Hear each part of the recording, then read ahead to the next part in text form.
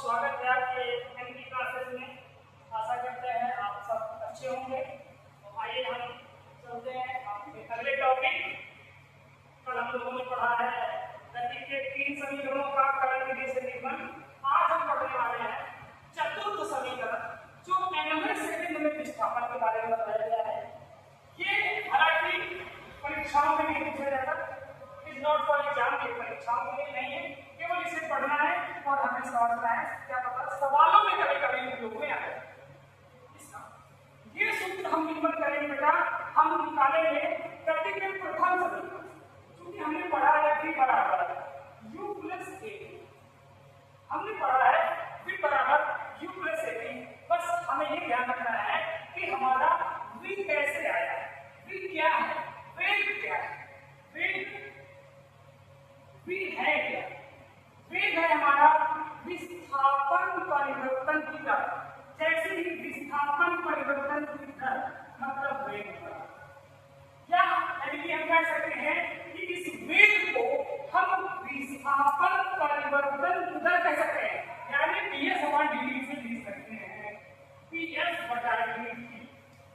हमें जो निगमन करना है, हमारा चतुर्थ समीकरण क्या है, Sn nवें सेकंड के लिए u प्लस क्या होता है g/2 या a/2 जो भी होता है a/2, और कोष्टक में बनता है हमारा 2n माइनस 1। ये समीकरण हमें निकालना है। और करेंगे ये मैं ग्राफिक विधि से बता चुका हूँ, और आज हम इसको कलन विधि से करना चाहते हैं, करने वाले हैं कलन विधि। कलन विधि से इसको हम डिस्कस करेंगे आज। तो वेग बराबर प्रथम समीकरण से होता है, ये प्रथम समीकरण से मिला हुआ है। प्रथम समीकरण से v बराबर u प्लस a, v मतलब वेग है, एल्टीट्यूड से लेते हैं, और वो होता है विस्थापन परिवर्तन। विस्थापन में समय के साथ कितना परिवर्तन हुआ वो।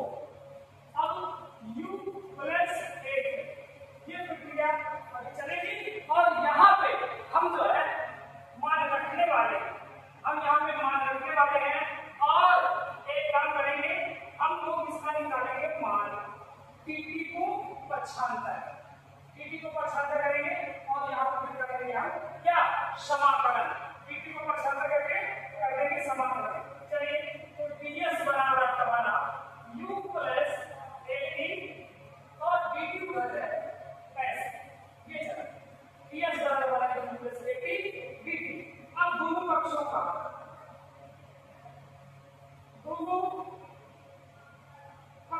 का कर दिया हम लोगों ने समाकलन। दोनों पक्षों का समाकलन कर रहे हैं। समाकलन करने तो बेटा गौर करिएगा, ये राशि मिलने वाली है कुछ ऐसे ds। बात ये है कि ds की लिमिट क्या लगेगी, ds की लिमिट क्या लगेगी, ds है आपका 0 से n तक, 0 से n तक में इसमें क्या विस्थापन होगा। तो अब आपका इधर बनेगा u और pt जाएगा इसके साथ, u dt प्लस at के साथ u dt जाएगा at dt, और दोनों का हो जाएगा समाकलन। दोनों का हो जाएगा क्या, समाकलन। समय का क्या समाकलन है, n-1 से, यानी कि एक पिछले nवें सेकंड में क्या करते हैं, जैसे हमें चाहिए 18वें सेकंड का, तो 18वें सेकंड का हमें निकालना है, तो 17वें सेकंड को भी लेना पड़ेगा, क्योंकि इस सेकंड के अलावा नहीं है। तो पीछे वाला उसकी लिमिट क्या बनेगी, 17 और 18। तो यहाँ पे बनेगा, अगर हमें nवें सेकंड का लेना है तो यहाँ बनेगा n-1, यहाँ पे भी nवें सेकंड का लेना है तो n-1। ये t का मान है, t की जगह पे रखना है। तो चलिए हम लोग निकालते हैं, और ये कल ही हमने बताया है कि जिसके सापेक्ष हम लोग समाकलन करते हैं वही राशि हमें मिल जाएगी। यदि हम x के सापेक्ष करेंगे तो हमें x मिल जाएगा, t के सापेक्ष करेंगे तो t मिल जाएगा। जिस राशि के सापेक्ष हम समाकलन करते हैं बेटा वही राशि हमें मिल जाती है। तो हम यहाँ पे विस्थापन के सापेक्ष कर रहे हैं, इसलिए हमें यहाँ पे विस्थापन ही मिल जाएगा, s मिल जाएगा। और n तक गया है, Sn मतलब ये nवें पद का विस्थापन निकाला जा रहा है, इसलिए इसे Sn कहा गया। तो u बाहर आ जाएगा, u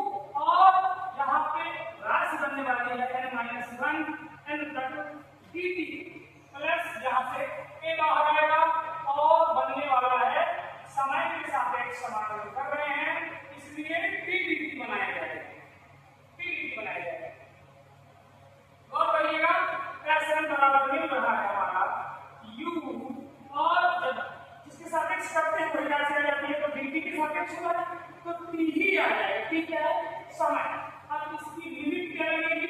n-1 से n प्लस a, और यहाँ पे t का हो रहा है, t कितने हैं? 1 2। नियम है कि जितने t होगी या जितनी भी राशि होगी उसकी एक घात बढ़ के आएगी, यानी t है तो t स्क्वायर और बटे 2।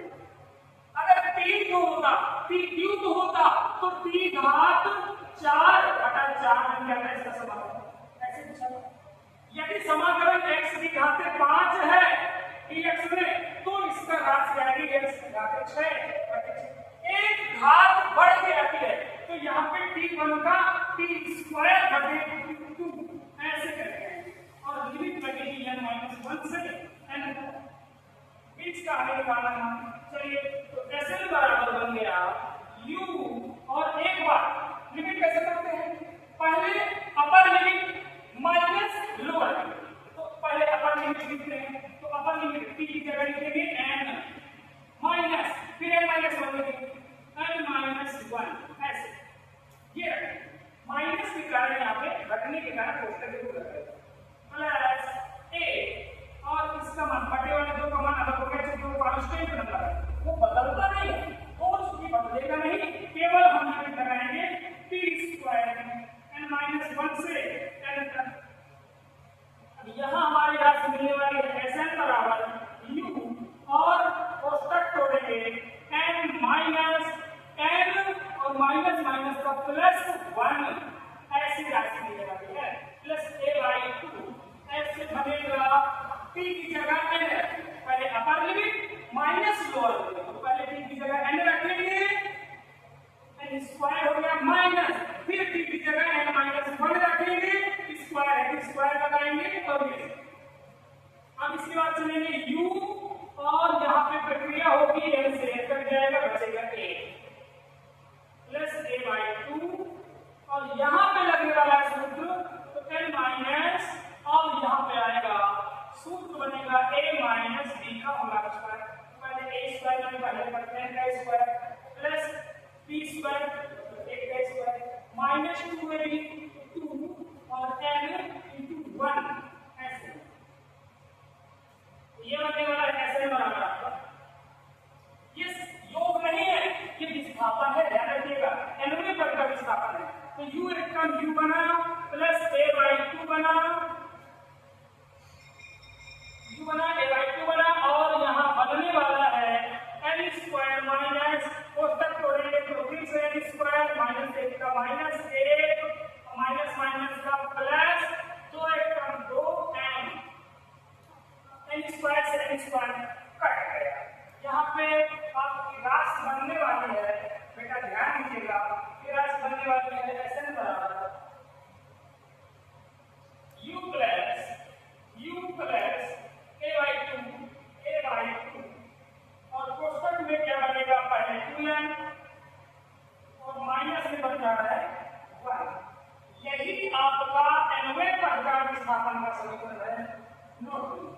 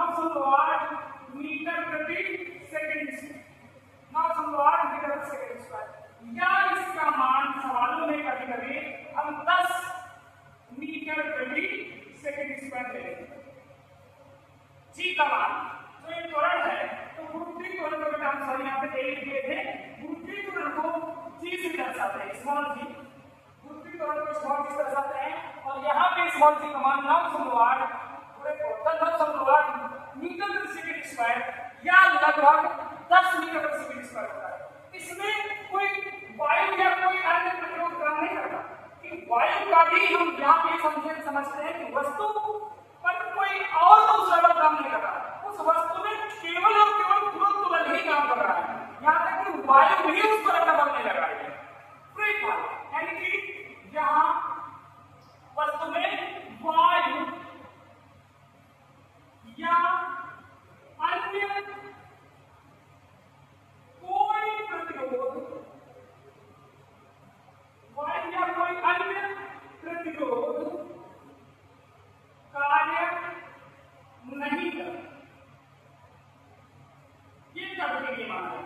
यानी कि वस्तु निर्वात में गिर रही है, यानी जहां पर वायु है ही नहीं, ऐसी स्थिति में होता है, और अन्य प्रतिरोध जो भी होता है उसका सबका मान शून्य माना जाता है। अब इसलिए हमें यहाँ पे देखना है, जब कोई वस्तु, मान लीजिए कोई वस्तु छोड़ने पर नीचे की ओर, पृथ्वी की ओर बढ़े, गुरुत्वीय त्वरण उसको नीचे खींचे, गुरुत्वाकर्षण की ओर बढ़े। पॉइंट बनता है यहाँ पे, जब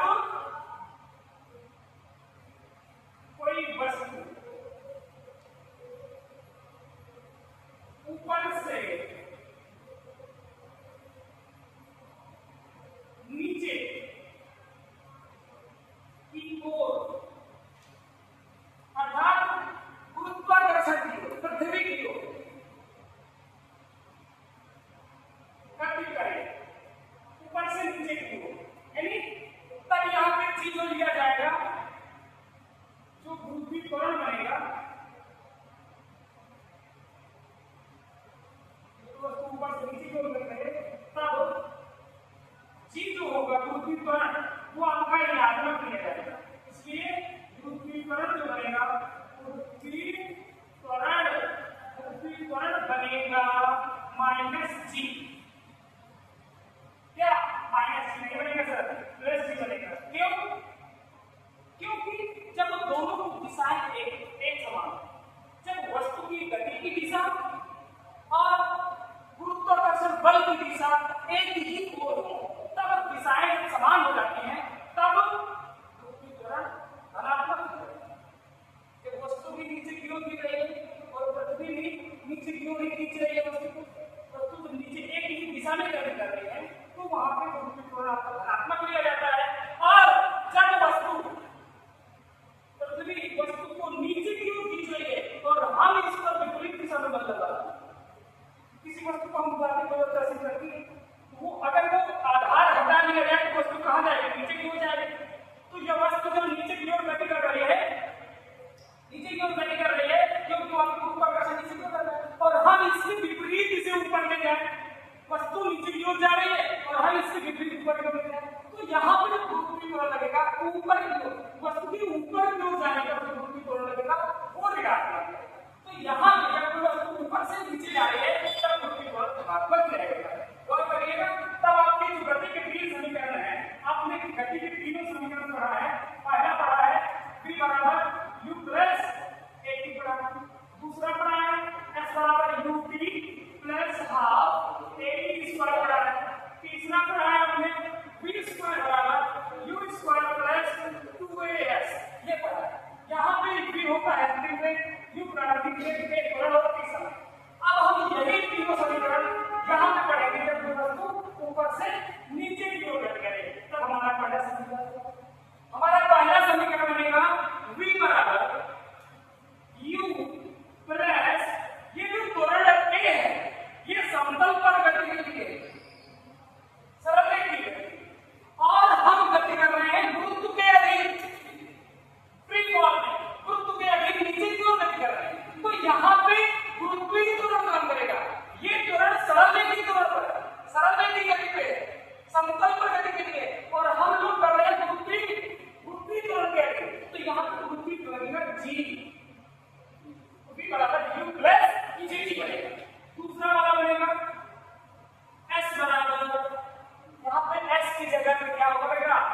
क्या होता है विस्थापन सरल रेखा में हम लोग ऐसे गिर रहे हैं, इसमें ऐसे और यहाँ से गिर रहे हैं, यहाँ से ऐसे फ्लाट से मतलब देखा यहाँ से नीचे आए, ये h ऊंचाई कही जाती है।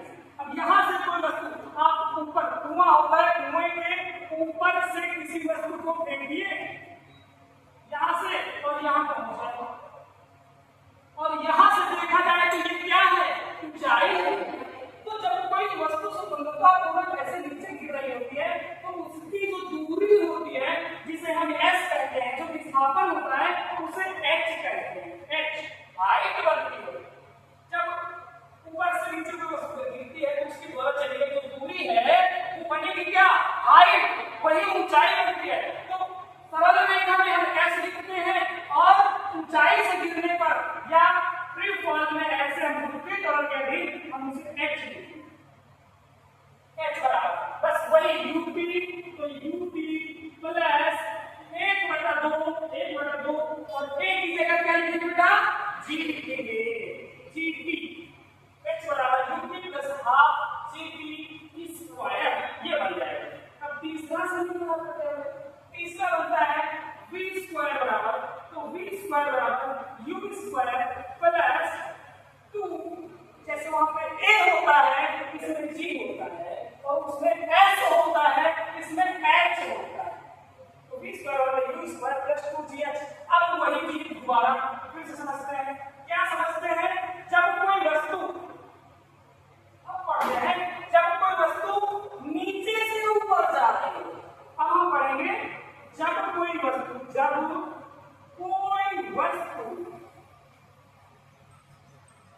नीचे से ऊपर की ओर करते हैं, ऊपर की ओर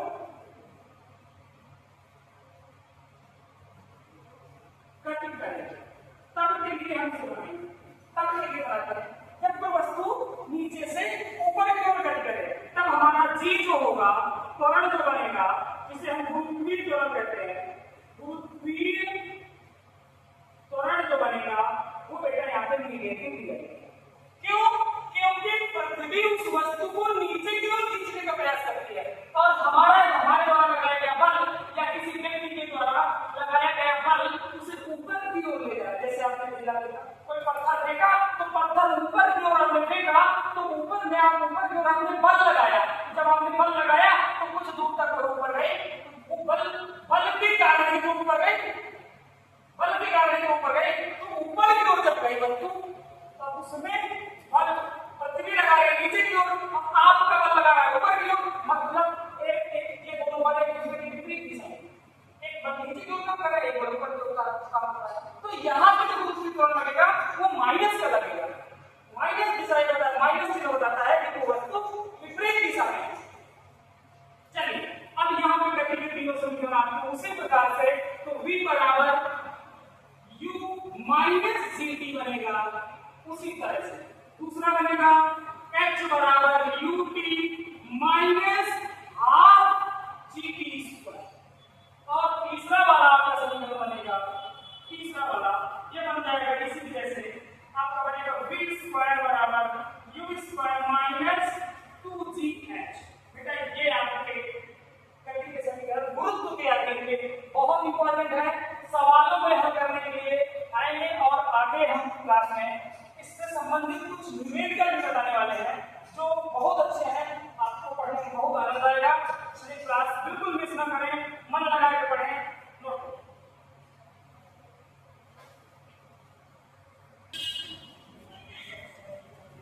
हाँ बेटा आपने नोट कर लिया होगा। अब हम किसी मुक्त पतन का एक टॉपिक पढ़ने जा रहे हैं, वो बहुत इंपॉर्टेंट है, न्यूमेरिकल मुक्त पतन का।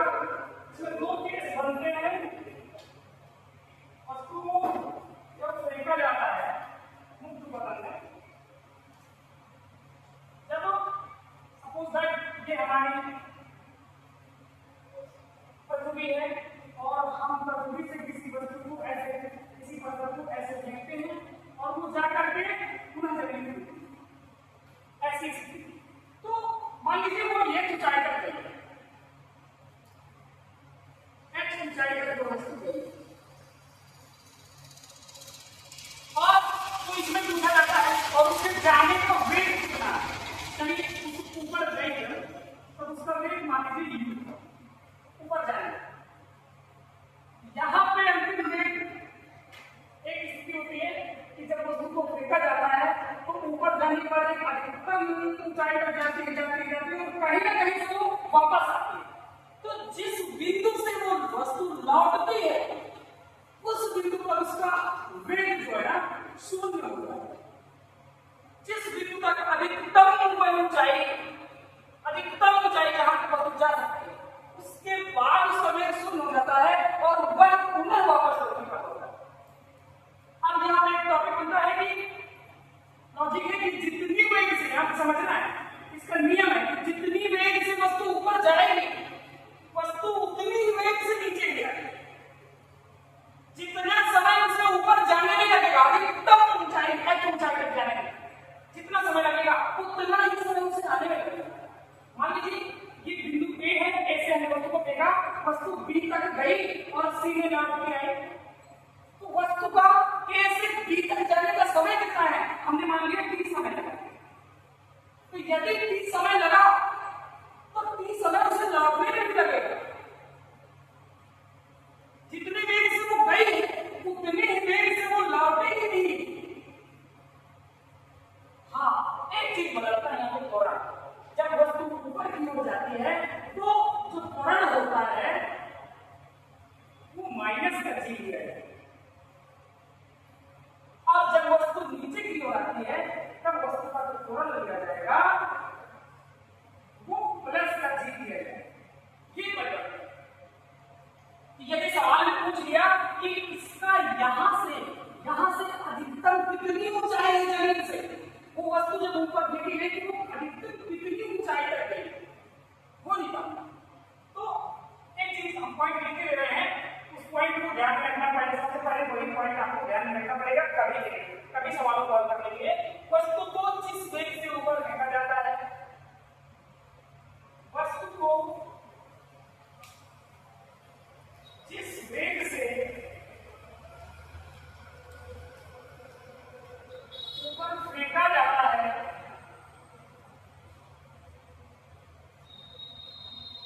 वस्तु उसी वेग से नीचे की ओर आती है।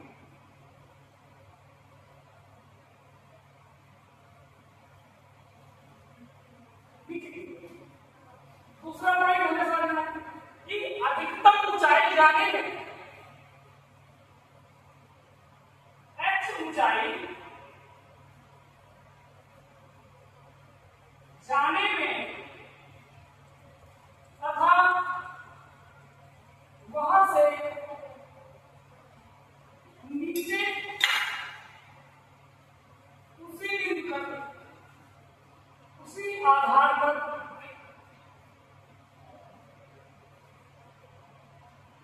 आने में लगे समय एक समान या बराबर होगा।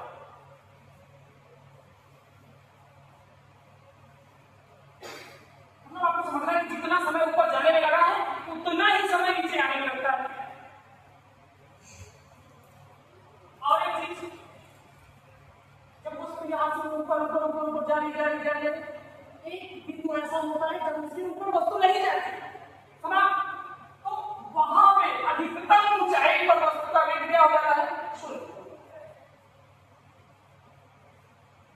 अधिकतम ऊंचाई पर वस्तु का वेग शून्य।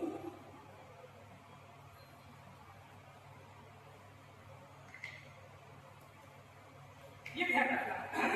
अब हम लोग केस नंबर 1 में, केस नंबर 1 हमारा कुछ पढ़ने वाले हैं।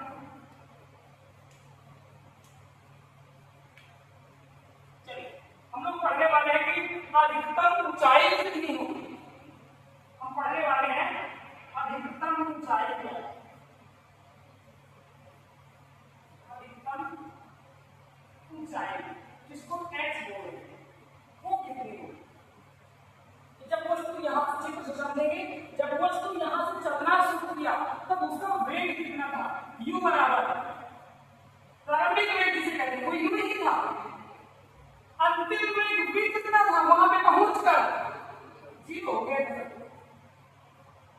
उनके बीच की दूरी कितनी है?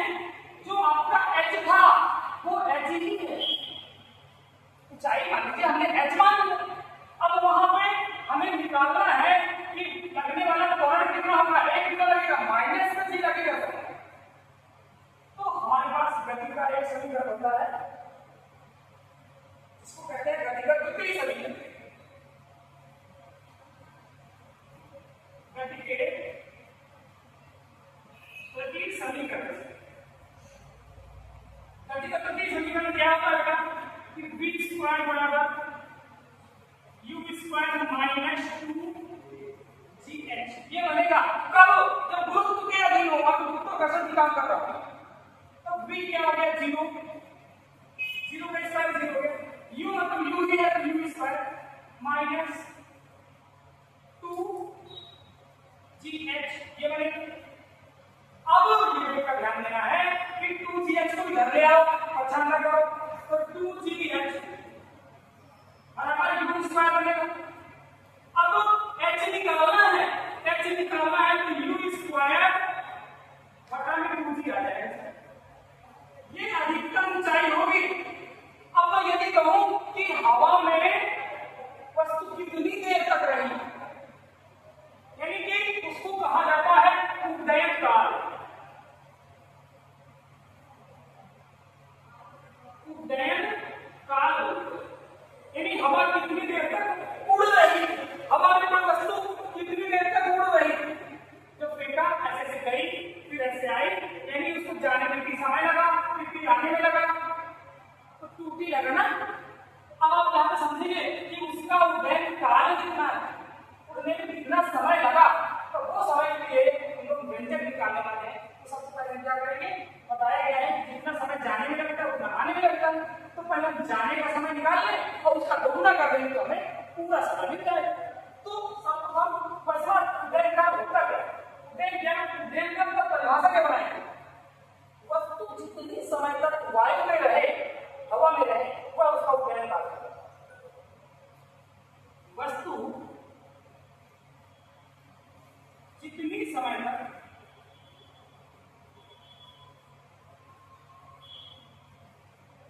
वायु में रहे वही उसका उड्डयन काल है। तो बेटा उड्डयन काल के लिए क्योंकि आपको पता है जाने में लगा समय, ए से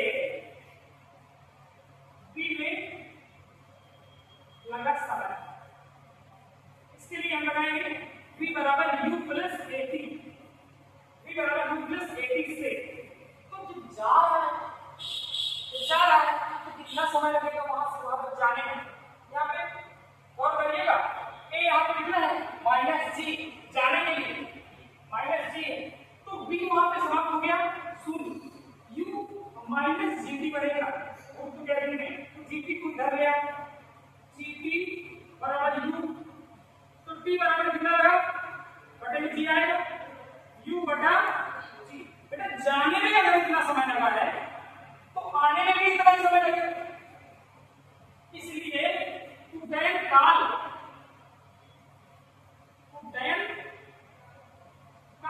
यानी कि इसको बोलेंगे कैपिटल T। तो जाने में लगा समय यदि t है और आने में भी लगा समय t है, तो t बराबर बन जाएगा 2 × t, दो बार क्या हो गया। अब ये वाला t का मान है, समीकरण 1 से t का मान है, तो t बराबर बन जाएगा 2